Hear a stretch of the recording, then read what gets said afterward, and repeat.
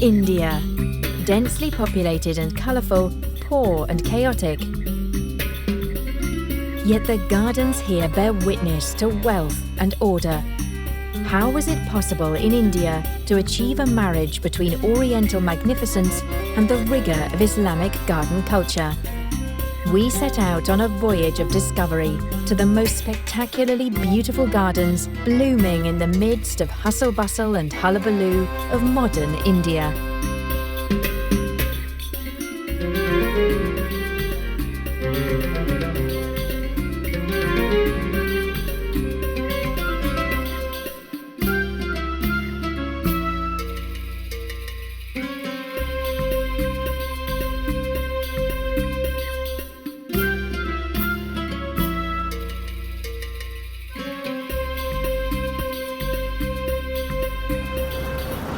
Nearly a fifth of the world's population lives in India.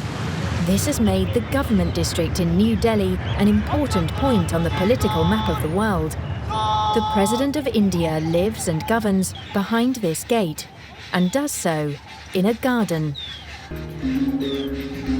Seen from above, this site looks much like the pattern of a carpet, crossed by austerely geometric axes and water channels. It is quite clearly a garden, designed to Islamic principles. How can it be that the head of state in a country consisting largely of Hindus lives surrounded by an Islamic garden? It was created over a century ago when the British moved the seat of government from Calcutta to Delhi in northern India. They built a new city for the purpose, New Delhi, with its own seat of government, complete with a garden. In doing this, the British colonial rulers oriented themselves on the gardens they had come to know here, combining these ideas with their own love of sumptuous flower beds. India extends through several climatic zones, from the foothills of the Himalayas to the subtropics in the south. The variety of all the different flowers found in these zones is found in the garden. They are representative of the entire country, which is ruled from here by the president. The chief gardener, Ram Kumar, has already worked for 7 presidents. He knows all the flowers of India much as if they were his own children. There are roses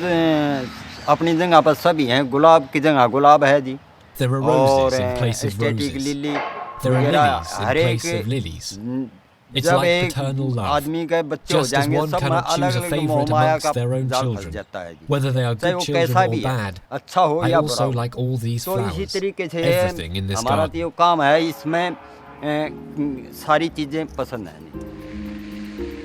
In our quest to find out why Islamic garden culture plays a role in India, we must travel to Agra, a 2-hour car journey distant from Delhi. Almost the entire subcontinent was under the rule of the legendary Mughal Empire and its monarchs from the early 16th to the mid-19th century. These Islamic rulers had come from Central Asia and here created a state structure comparable to the absolutist regimes in Europe. Wherever they established themselves, they immortalized their presence in buildings and gardens. For example, in Agra, which was one of their most important cities. In the midst of this urban and traffic chaos, it is difficult to even imagine the former magnificence of Agra. This is why we meet the best-selling author and art historian, William Dalrymple. He has concerned himself intensively with the Mughals and their time in his research work. Agra at its peak was one of the wonders of the world. Today, India, in the eyes of the West, is often associated with poverty, or certainly until recently was associated with poverty. But for Europeans of the 17th century, India was a magical land of riches and elegance and wealth.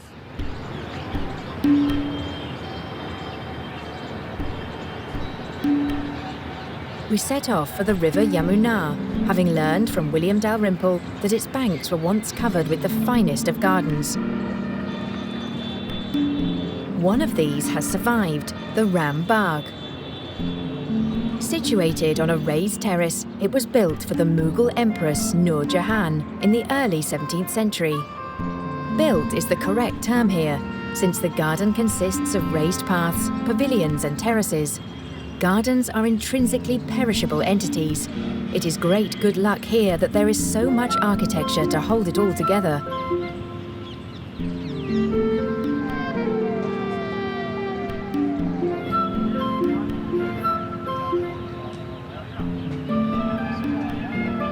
Regrettably, we can no longer say what flowers the Mughals planted, but William Dalrymple has discovered the models that were used. The Mughals came from Central Asia and brought with them the Persianate culture of Samarkand, Uzbekistan, Kabul. And there, the old Persian garden tradition had never been broken since the time of antiquity. It had gone straight into the Islamic world and continued without a break. And there were many different garden traditions in India also brought by earlier waves of invaders. But the Mughals, with their particular obsession with order, geometry, the marshalling of aesthetics into a very clear order, were not happy with the gardens in India. They weren't straight enough, the borders weren't at right angles, and to their eyes the gardens of India were messy and sloppy and asymmetrical. So they didn't invent gardens in India. There were many there before them, but they did put a new sense of symmetry and order onto the existing system. Gardens as a luxury only the rich can afford. In India, this is still the case today. The client is no longer a ruler, but a hotel.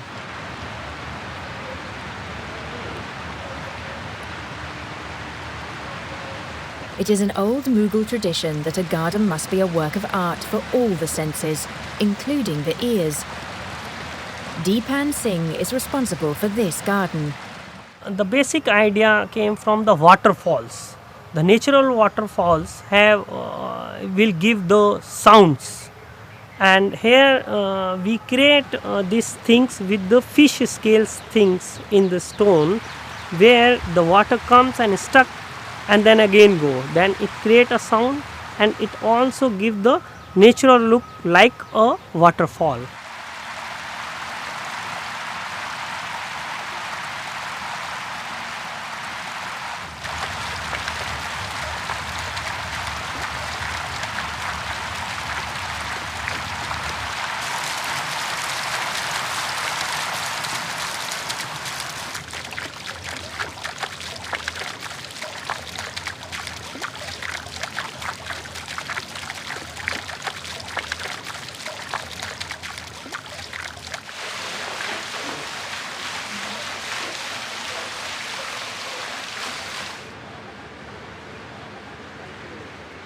The elaborate garden is close to the most famous example of Mughal culture.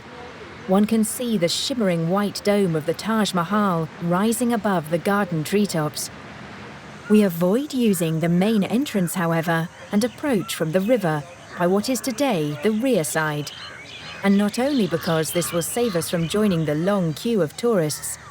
We heard from William Dalrymple that the Mughals themselves approached from the river too, since this allowed them to enjoy the view, especially at night, from a garden. One of the most attractive aspects of Mughal gardens is the Mehtab Bagh, the moonlight garden. Of course, in moonlight, what is important is not colour, which is important in the day gardens, it's smell, it's scent.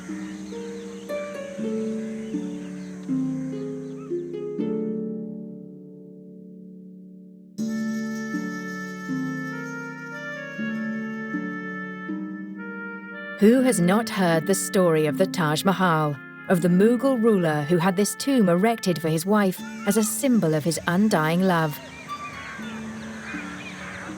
And the moonlit garden is still a favourite haunt of lovers today.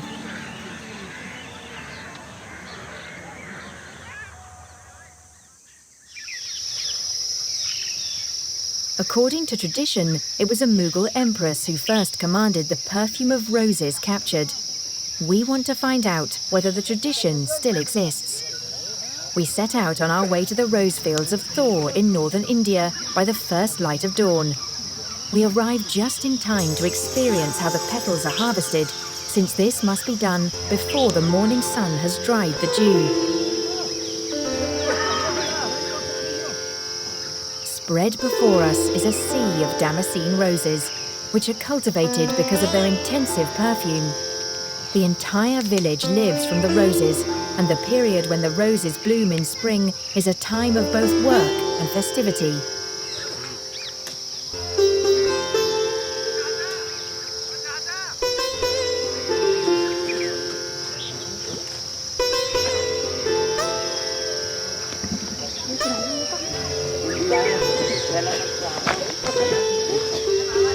We accompany the pickers from the fields to the village, where the petals are weighed.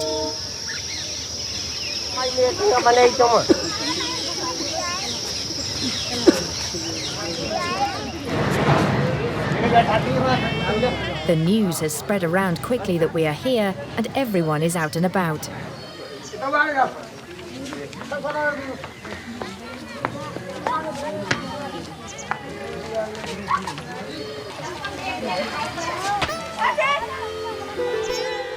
The small room fills with the perfume of rose petals, and we are in the midst of it all.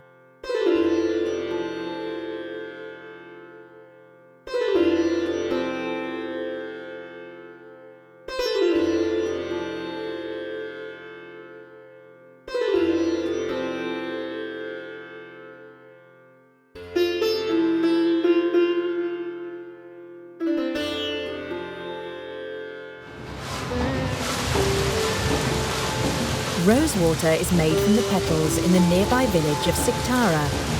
In order to do this, water must first be heated over a fire.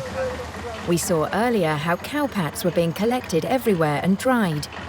These are used as fuel, and by this means, cow dung helps to produce perfume.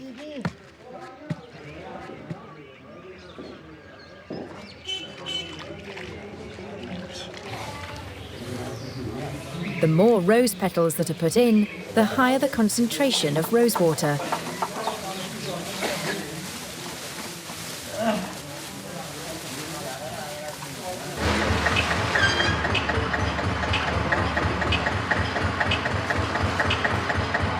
The old copper kettles are filled with water and then tightly closed.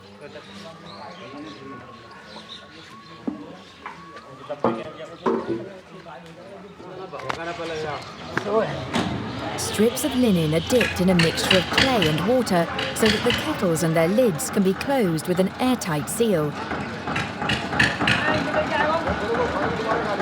The principle of a pressure cooker is used here, with the difference that the escaping steam is captured and directed by a bamboo cane into this small kettle. The steam sinks down in the cold water.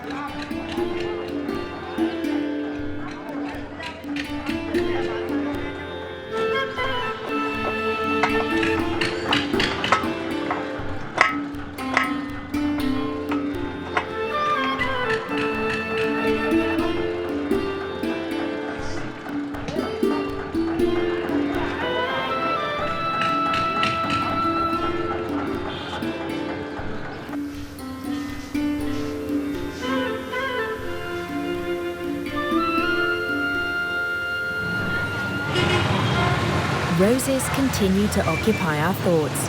For this reason, we are to visit an old gardener in Jaipur who has cultivated roses his whole life long. Like so many tourists, our curiosity is first drawn by the celebrated Palace of the Winds.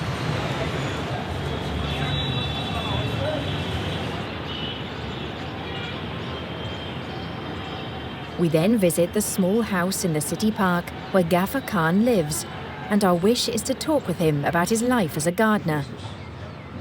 To my old Delhi. Ghaffar Khan was born in 1920 and has spent his whole life as a gardener in the service of the Maharajas of Rajasthan.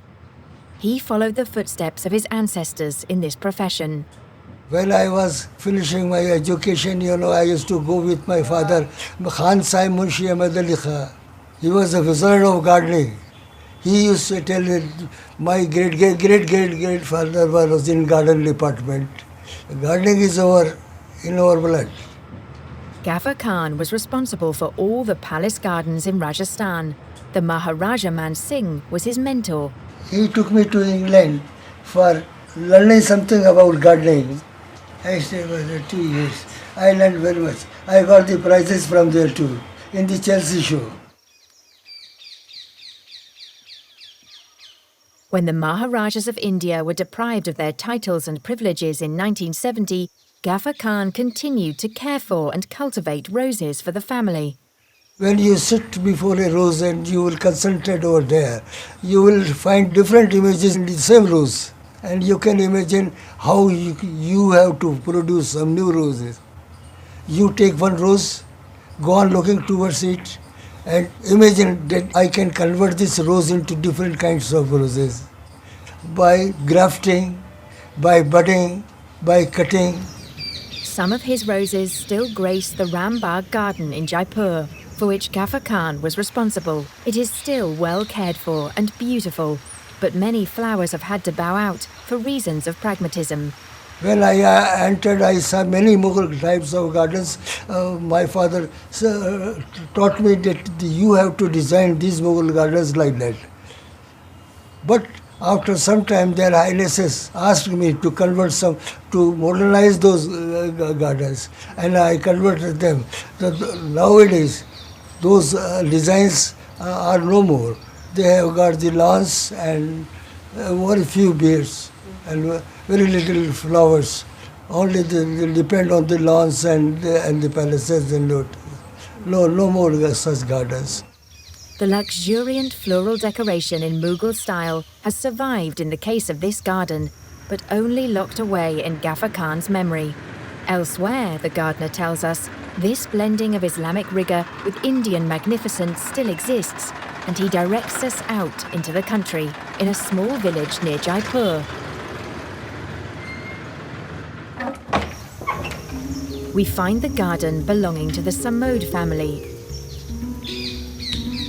We find a garden in which the Mughal love for the play of water and geometry intermingle wonderfully with the Indian love of magnificent flowers.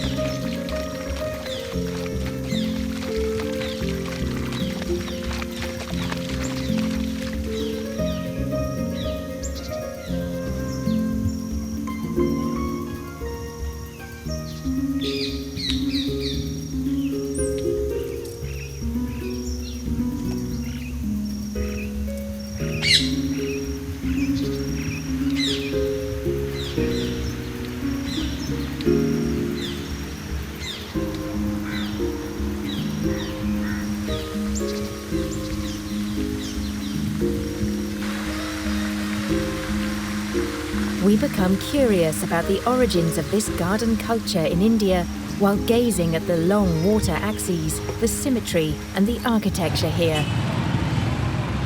We travel back north to Sikandra, close to the city of Akbar.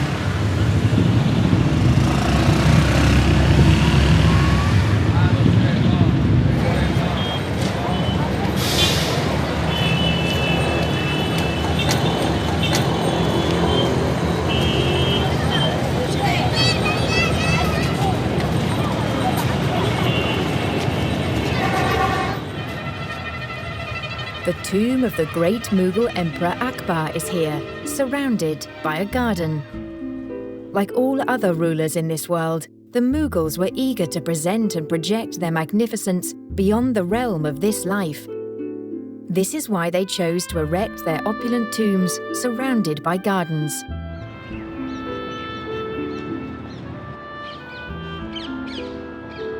Akbar died in 1605. By that time, his court had already become a seat of philosophy and reason. as William Dalrymple explained to us. If you compare the court of Akbar, where Sunni, Shia, Sufi, Vaishnav Hindu, Shaivite Hindu, Jain, Buddhist, Jewish, Goan, Jesuit, Portuguese are all invited to Agra to discuss what different religions have in common and where they differ. And Akbar, 2 centuries before Voltaire, is saying we must stand on the solid ground of reason, not the marshy land of tradition.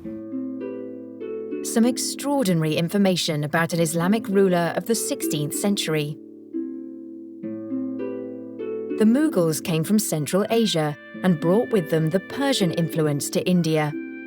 We ask William Dalrymple if our impression is correct, that beauty was a significant aspect of this reign. Of all the rulers I've come across in East or West, none were so obsessed about the arts, about painting, jewellery, fashion, architecture, music. And it was a central part of their identity as rulers to take a direct, hands-on interest in every level of the aesthetics of life. Not only in life, but also extending beyond it. On entering the tomb, I had the impression of making a closer approach to the person Akbar. He planned this structure himself, and it reflects the extravagant and endless abundance of creation. We come across these designs once again in a cloth printing workshop near Jaipur. Wooden stamps for the printing of textiles have existed for 2,500 years. This tradition is maintained in the workshop studio here.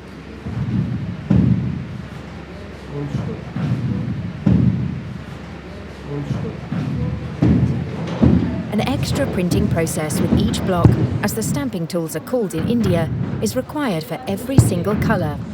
Raj Kanwar discovered her passion for hand-printed cloth at Design College. For her, Mughal patterns are simply an Indian cultural heritage, irrespective of any religious context. When a product is made, a block maker may be a Muslim, a printer may be a Hindu, the dyer may be again a Muslim. So it is an intermingling of different cultures working on the same product together. And when that happens, then there is no differentiation in what they're doing separately. It's beyond religion. They all have to work together.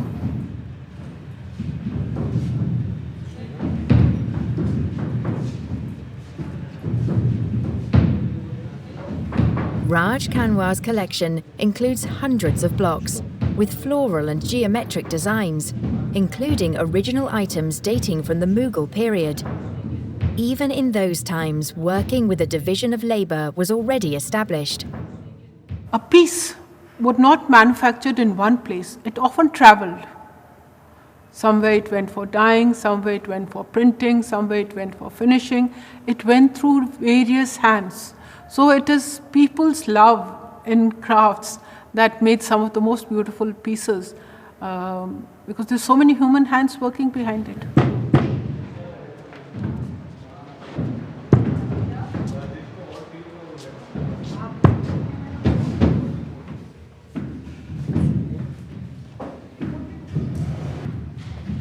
That is what builds bridges, and arts and crafts only flourishes when there is peace. Wise words. Art and beauty can only flourish in times of peace. The will to beauty is taken to extremes with these valuable textiles. The designs have their roots in the Mughal period and its love of plants and gardens.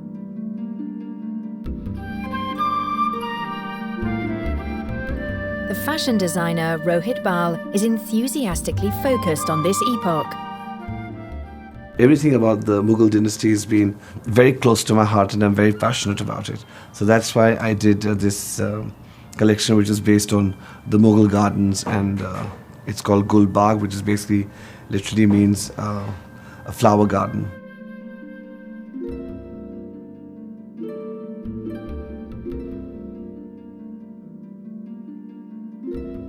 I grew up in these beautiful gardens, the beautiful fountains and the beautiful trees. It's a long-lasting and a very passionate love affair. The joys of taking part in festive celebrations and wearing magnificent clothing still belong together in India. A robe such as this one demands an excellent posture. It weighs many kilos with its interwoven metal thread.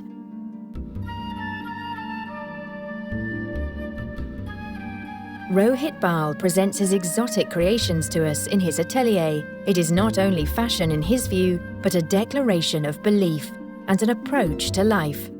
It's a beautiful amalgamation of two art forms and coexistence of two different religions and two different philosophies, two different thoughts. Everything becomes more beautiful when there's an intercultural exchange of ideas.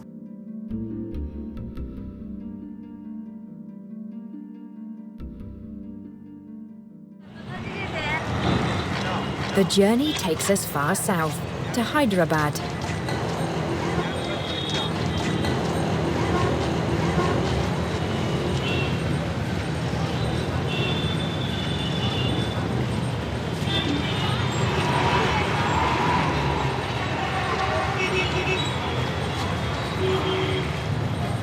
Hyderabad was an Islamic centre, and until the 18th century it was the only place on earth where diamonds were found.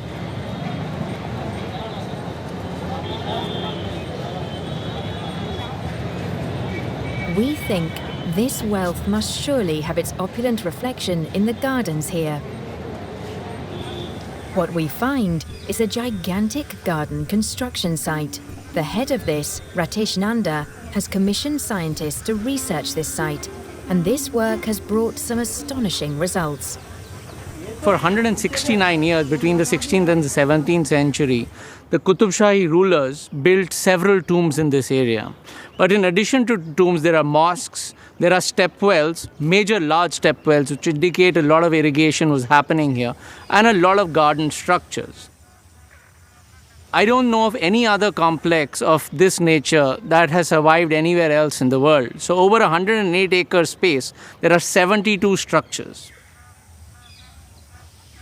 An Islamic necropolis in the heart of southern India, on a 430,000 square metre site, all of it designed as gardens.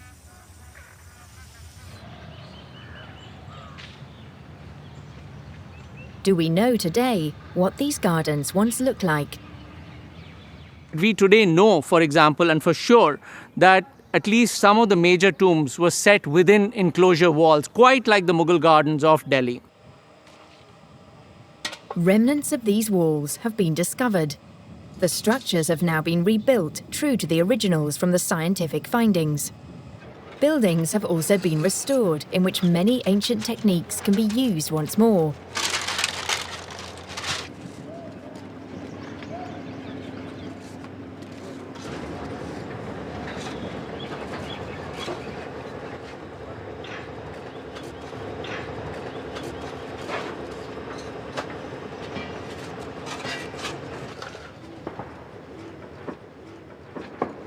The Aga Khan Trust for Culture is the initiator of this gigantic garden construction site.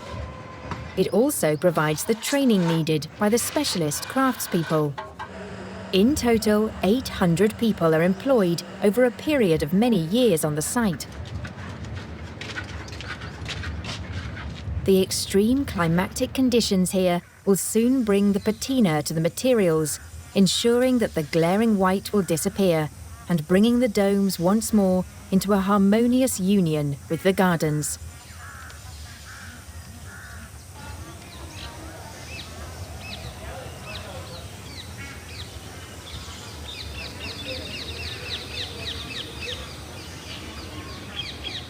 The idea is to restore the garden layout in the immediate setting of the monuments, but also to restore the ecology.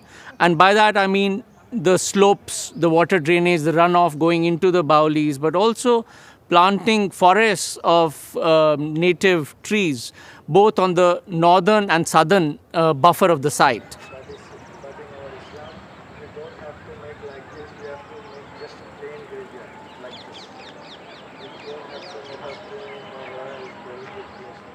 This project is going to help significantly enhance the quality of life of both local inhabitants and citizens of Hyderabad as a whole. What will this site look like in 5 years' time? We resolve to come back and see. On the next stage of our journey, we must not only travel almost 2,000 kilometers, but we must also cross a national border. Lahore is in Pakistan, and we decide to make the trip, because Lahore was once the capital of the Mughal Empire in all its magnificence. The structure crumbling to dust here was once the wall behind which could be found one of the most beautiful of all Mughal gardens. At the first light of day, people are already flocking here on hundreds of bicycles and mopeds. The name of this place, Shalimar, meaning the purest of all human joys.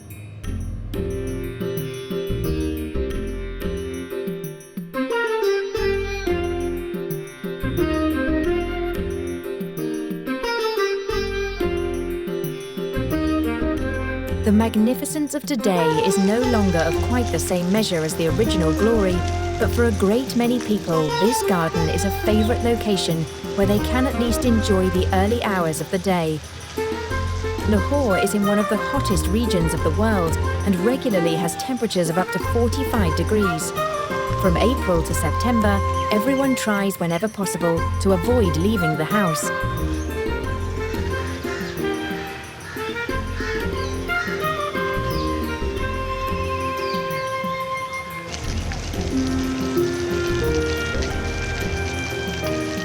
The pattern for this facility is a Persian Shahabag, a garden laid out with rigorous geometric axes.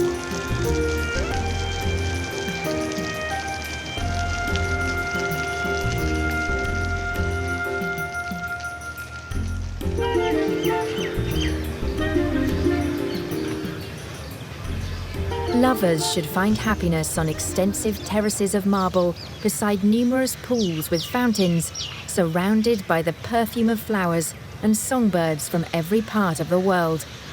These are lines from a poem written in the 17th century. Today, however, the garden is on the red alert list of the most endangered World Cultural Heritage Sites, and the fading magnificence would surely make us melancholy were it not for the many people here who clearly take such great pleasure in their garden.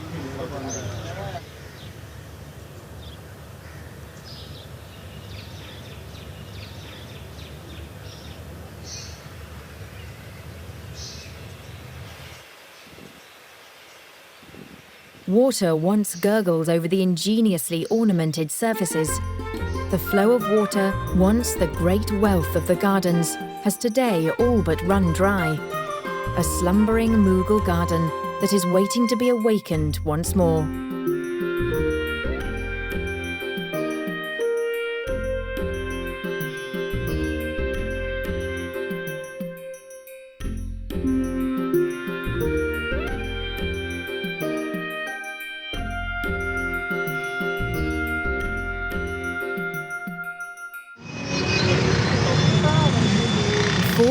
Years ago, Lahore was the superb capital of the Mughal Empire.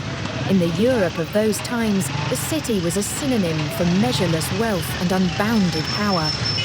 The ruler Akbar turned Lahore into one of the great centres of Islamic culture.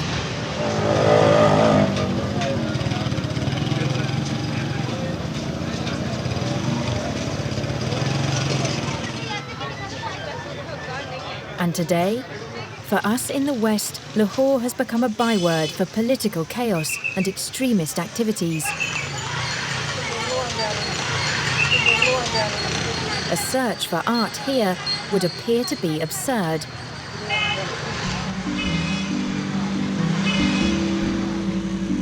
We travel to the Lahore University of Art in Lahore and quickly establish that being here is very much the same as it is at a University of the Arts anywhere else in the world. Young art students are individualists wherever they happen to be. We have come here because of an art form that has survived, which is not found anywhere else in the world: miniature painting. Its origin, Persian. The subject is taught by Imran Qureshi, An internationally well-known and very successful artist, he was also a student of this university. There was this misconception about miniature painting at that time that there is no margin for creativity within this genre of miniature painting. You cannot express yourself as an independent artist through this medium. So I took it as a challenge at that time, and I decided to go to miniature painting. Why are we interested? Miniature painting was brought to India by the Mughals, and its main subject, gardens.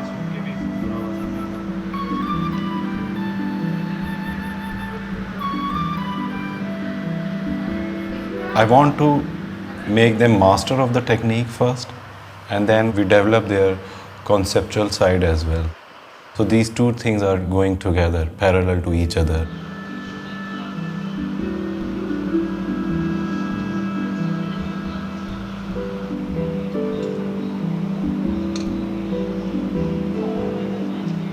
To learn something traditional, you don't need to be too much traditional. In fact, they are doing something very traditional thing, but at the end result is very contemporary. And they started looking at things in a very different way. If I'm giving something to them, I'm learning a lot from them as well. Every day there are some accident in the class. The students are coming to me, they are showing me, and we are resolving it together at their artwork.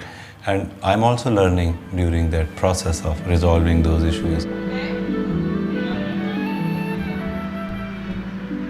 To his students, Imran Qureshi embodies and unites two worlds of art, the traditional Persian and his own very independent contemporary one.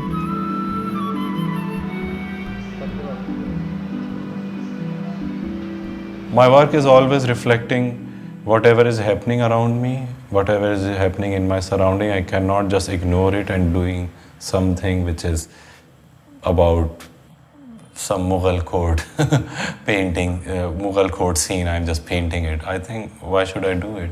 What they were doing, it was the depiction of their time. What we are doing, this is our responsibility to, as an artist, to reflect what is happening in our surrounding, whether on very personal level or emotional level, or whether on a wider scale, or the pollution, the global warming, the violence, the beauty, everything. The fascination of his creative achievement is the energy of the spilled work in combination with the delicacy of his miniature painting. Doing lots of abstract mark making, and then I'm drawing something very carefully, very delicate foliage at the top of it, top of a very violent kind of splash. Then I filled everything with very delicate foliage or leaves or petals and rendered them. So I think these two opposite things, for me, they are like life or destruction of life, or violence or beauty. So yeah, I'm working with that idea. His work can be found in all the leading galleries of the world, such as the Museum of Modern Art in New York. We return to India, Old Delhi to be precise.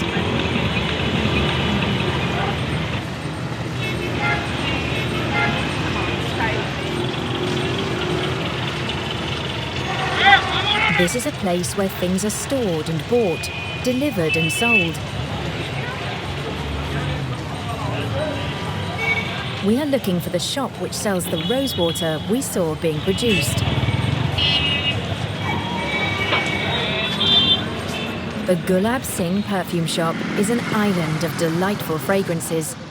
Above all, the scent of roses beguiles the visitor with its overwhelming presence on entering the sales room. All the fragrant oils and waters here are developed and produced by the family. Praful Gundi relates the history of the company. This shop was established in 1816, so it's about 199 years old. We are the 7th generation in this business.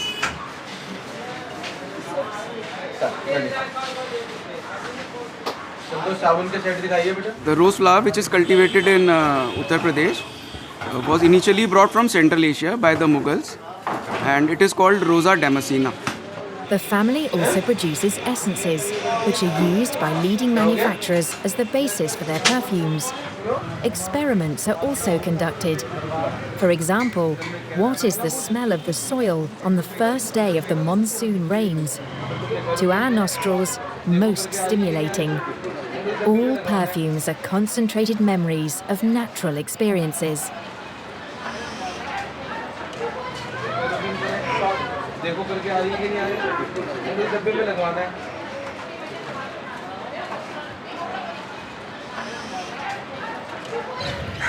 With the perfume of roses still in our noses, we make our way to New Delhi and to a tomb garden.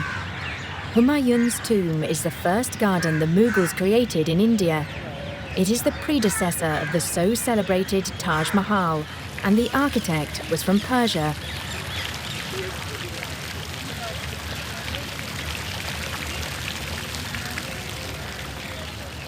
The once ruinous building and overgrown gardens have been restored to create a green oasis for the inhabitants of this megacity. The project manager is Ratish Nanda, whom we have already met in Hyderabad, and he tells us the history of the gardens. This garden's been through a lot. It's changed dramatically. It went into decline soon after it was built. It was used for agriculture for about 200-300 years. Then it became important to the British visitors. A lot of the layout was changed to make it an English landscape garden. Then Lord Curzon, the Viceroy in the early 20th century, restored the Mughal layout. So in this case, it was very necessary for us to understand the various layers and then go back to something that would be of universal value and significant to the site. Traditional tomb gardens have their origins in Persian models and are divided into geometric quarters by paths and water channels. The use of machinery is not permitted on the World Cultural Heritage Site.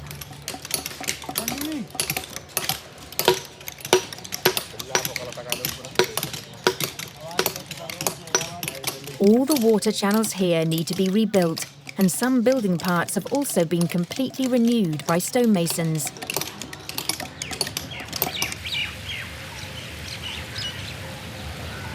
The water channels were flooded for the irrigation of the gardens, and the overflow ran into areas with sunken surfaces. The raised paths above these provided a dry route through the garden. The gardens around Humayun's tomb are among the most important tourist attractions of the Indian capital city today. Many of these visitors are Indian tourists, but the city dwellers also benefit indirectly from the gardens. As green lungs, they help to improve the air quality of this megacity.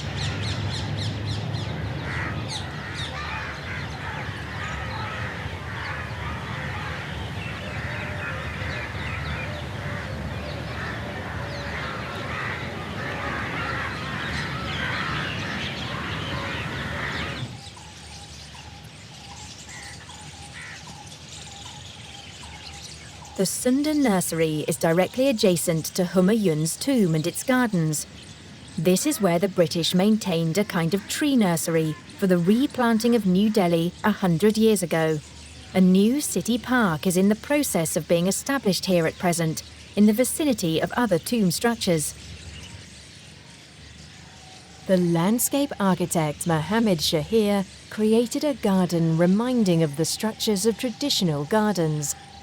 As you know, this garden is a small part of the general development of the nursery as a park and as a heritage place. And we thought that this would be a special garden inspired from the idea of what are known as garden carpets, which are very famous in Persian tradition, and they go back thousands of years. The tradition of depicting gardens as a part of carpet patterns.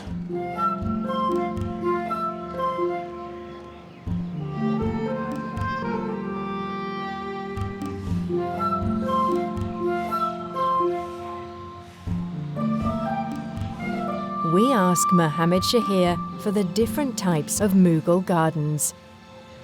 So you can think of funerary gardens, palace gardens, gardens in the hills which are linear and take advantage of the natural scenery. They look out onto the lake, and gardens on the plains which again are on the banks of the river, and they look out onto again natural scenery. So there is also this important aspect of the Mughal garden, that while it is self-contained, there is always a prospect that it connects with the regional landscape. This is a very important part of it. And that has some philosophical consequences because it tells you that this is life, but there is something beyond as well. The spiritual aspect is important in all Islamic gardens. We asked ourselves why so many people chose this precise spot as their eternal resting place.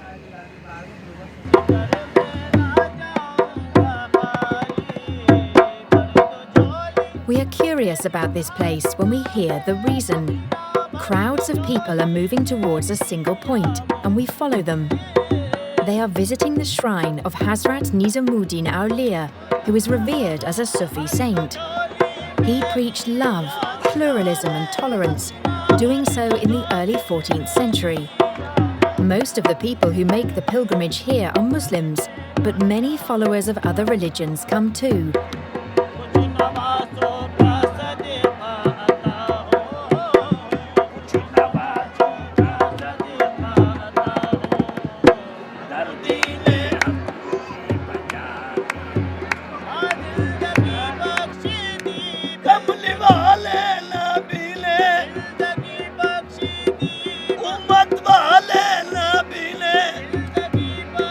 We learn that a dense accumulation of tombs has gathered around the shrine over the centuries. The closer one approached this holy Sufi and his tomb, the greater the blessing.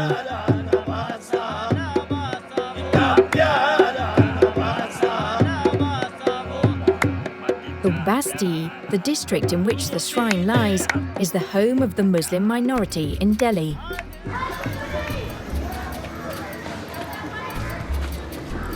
The Basti. There are innumerable children here. A private place of retreat is a rare luxury.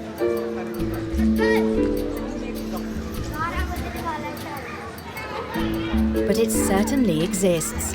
A garden for women only in a male-dominated world. The women call it the Veil Garden because they can remove their veils here if they wish to.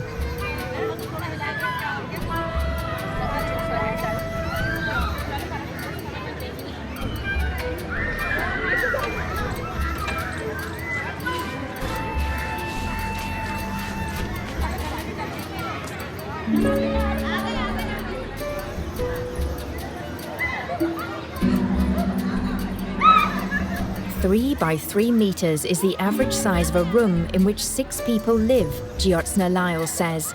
She is a social worker who is available for the women of the quarter. In 2008, when we asked how many people had access to any green space, the answer was 0%. In 2013, when we asked the same question, 95% of the people said that they could access a green space. It's important because the Basti is extremely cramped and these parks are the only green lungs in the area. The density of the Basti is 70,000 people per square kilometer. So to have these green spaces where the people can come out and walk and get a bit of fresh air is really important and impacts the quality of their lives.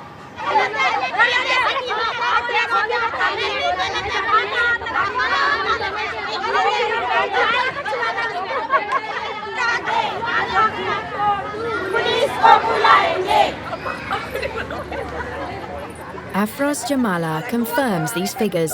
She often comes here for exercise and to enjoy some amusing hours with the other women. तब हमें बहुत परेशानी थी जब ये park नहीं था, लेकिन पहले हमारे एरिया में काली मस्जिद एरिया में छतरी पार्क था, तो हम वहाँ कभी कभार जाते थे, लेकिन वहाँ मर्द भी आते थे, तो सिर्फ हम हल्के हल्के आहिस्ता बुर्के में वॉक करके आ जाते थे। सुबह सुबह जाते थे फजर की नमाज पढ़ के, जैसे कोई नहीं है, कोई मर्द वहाँ पर नहीं है, आदमी लोग नहीं है, कोई, तब हम बुर्का ओढ़ के पूरा नकाब लगा के फिर हम वॉक करके आ जाते थे।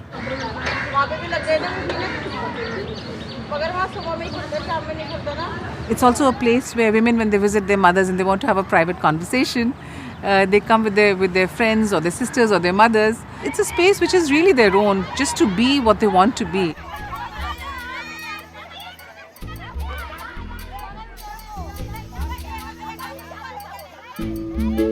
As As a European, I have learned here that the magnificent is not what always counts, and having a share in paradise can simply mean having a green where you can move around freely and laugh. This is the beautiful way gardens can have of making people happy.